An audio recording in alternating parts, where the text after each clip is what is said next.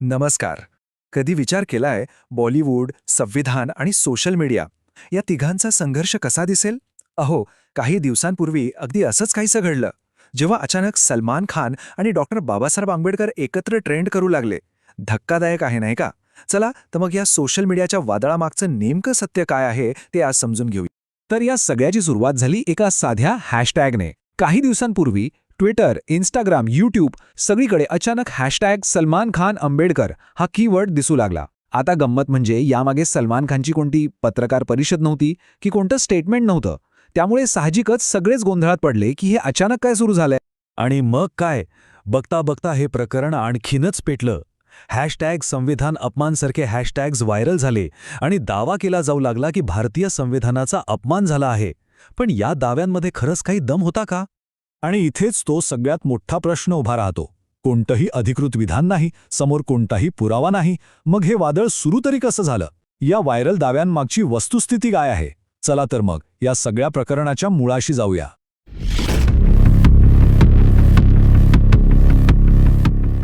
पण आधी हे समजून घेऊया की हा विषय इतका संवेदनशील, इतका भावनिक का बनतो.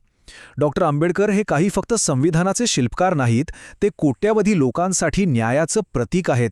त्यामुळे त्यांच्या नावाशी जोडलेला कोणताही वाद ही फक्त एक बातमी राहत नाही, तो थेट लोकांच्या अस्मितेचा आणि सन्मानाचा प्रश्न बनतो.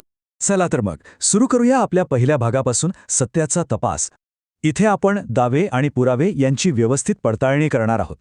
तर झालं असं की जेव्हा फॅक्ट चेकर्सनी या सगळ्या दाव्यांची तपासणी केली तेव्हा त्यांच्या हाती काय लागलं माहीत आहे? काहीही नाही, शून्य. सलमान खानने आंबेडकरांबद्दल काही वादग्रस्त वक्तव्य केल्याचा एकही पुरावा नाही. ना कोणती व्हिडिओ क्लिप, ना कोणतं अधिकृत कोट, काहीच नाही. मग प्रश्न येतो की जर काही पुरावा नव्हता तर मग पसरत काय होतं? तर पसरत होते एडिट केलेले व्हिडिओज, रील्स, सिनेमाच्या प्रमोशनमधल्या जुन्या क्लिप्स, कुठल्या तरी मुलाखतीतून तोडून मोडून काढलेले भाग, आणि सगळ्यात महत्त्वाचं म्हणजे भडकाऊ थंबनेल्स आणि कॅप्शन्स. थोडक्यात सांगायचं तर हे पूर्ण वादळ निव्वळ हवेवर उभं होतं. आता वळूयात दुसऱ्या भागाकडे, व्हायरल होण्याचं सायन्स. म्हणजे अशी एखादी अफवा इतक्या वेगाने पसरते तरी कशी? तुम्हाला माहितीये, अशी डिजिटल अफवा बनवायचा एक ठरलेला फॉर्म्युला आहे, आणि तो खूप सोपा पण तितकाच खतरनाक आहे. कुठल्याही सेलिब्रिटीची एक जुनी असंबद्ध व्हिडिओ क्लिप घ्यायची, त्यातला एखादा शब्द किंवा वाक्य कापायचं, त्यावर भडकाऊ मजकूर टाकायचा आणि सगळ्यात शेवटी डॉक्टर आंबेडकरांसारख्या एका भावनिक प्रतीकाचा फोटो चिकटवायचा. झालं, वाद पेटायला तयार. हे म्हणजे एक प्रकारचं डिजिटल क्रिमिनल माइंडच आहे. पण ही जोडीच का निवडली गेली? यालाच म्हणतात हाय व्होल्टेज कॉम्बिनेशन. म्हणजे काय तर एकीकडे सलमान खान, ज्याच्या नावाला लोकप्रियता आणि वाद दोन्ही चिकटलेले आहेत, आणि दुसरीकडे डॉक्टर आंबेडकर, जे कोट्यावधी लोकांसाठी एक भावनिक श्रद्धास्थान आहेत. आता या दोघांना एकत्र आणलं की काय होणार? वादळ तर येणारच. ही सोशल मीडियाच्या अल्गोरिथमची निवड होती, वास्तवाची नाही. आता तिसरा आणि सगळ्यात महत्त्वाचा प्रश्न, या वादामागे नेमकं कोण आहे आणि या सगळ्यातून नक्की कोणाचा फायदा झाला? आता जरा विचार करा, या सगळ्या गोंधळात फायदा कोणाचा झाला? सलमान खानचा? अजिबात नाही. उलट त्याची बदनामी झाली. डॉक्टर आंबेडकरांच्या विचारांचा? नाहीच, कारण विचारांवर तर चर्चाच झाली नाही, फक्त गोंधळ झाला. खरा फायदा झाला तो त्या लोकांना ज्यांना फक्त व्ह्यूज कमवायचे होते आणि समाजात दुफळी माजवायची होती.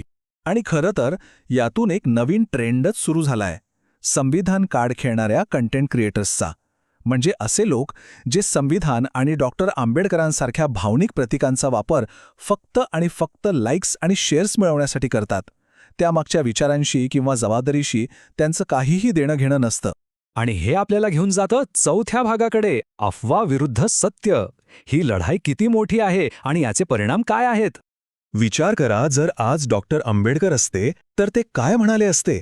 कदाचित हेच, संविधानाचा अर्थ गोंधळ नाही तर समज आहे, आरोप नाही तर पुरावा आहे, आणि द्वेष नाही तर न्याय आहे.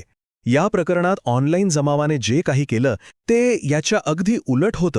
आता इथे आपल्याला ठरवायचंय की आपण कोण आहोत. एक डिजिटल जमाव जो फक्त भावनेच्या भरात वाहून जातो आणि लगेच शेअर रिॲक्ट करतो, की एक जबाबदार नागरिक जो आधी थांबतो, विचार करतो, सत्यता तपासतो आणि मगच आपलं मत बनवतो.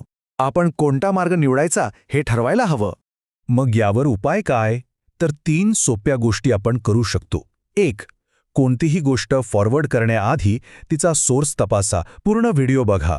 2. आपल्या भावनांना थोडं आवर घाला. प्रत्येक ट्रेंडवर उडी मारण्याची गरज नाही. आणि 3 आणि सगळ्यात महत्त्वाचं, डॉक्टर आंबेडकरांचा खरा सन्मान करायचा असेल तर त्यांचे विचार वाचा, फक्त फोटो वापरू नका.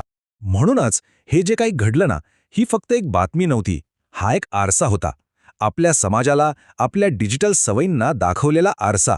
आणि या आरशात आपलं प्रतिबिंब कसं दिसतं हे पाहण्याची एक संधी होती. आणि आता प्रश्न हाच आहे की या आरशात स्वतःला बघून आपण स्वतःला सुधारणार आहोत की रागारागात हा आरसाच फोडून टाकणार आहोत आणि सगळं जसं चाललंय तसंच चालू देणार आहोत. याचा विचार नक्की करा.